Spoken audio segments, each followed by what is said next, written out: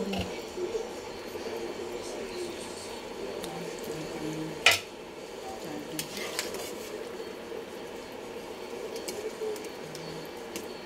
Ito na yan guys.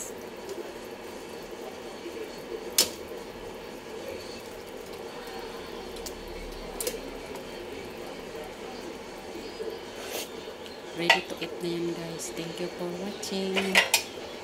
Ayan, paang manok na nilagyan ng iba't ibang sahog na gulay guys. Ayan, ready to eat na yan guys. Patayin ko na yan.